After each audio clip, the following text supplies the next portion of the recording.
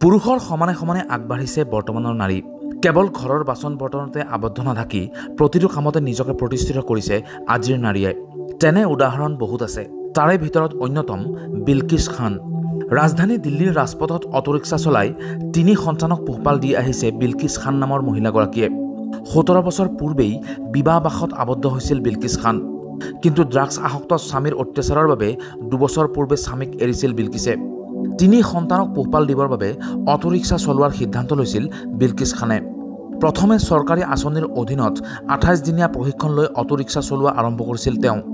প্ৰথম অৱস্থাত বিলকিছে অটো চলোৱাটো পুৰুষ চালকসকল আৰু যাত্ৰীয়ে স্বাভাৱিকভাৱে ল'ব পৰা নাছিল।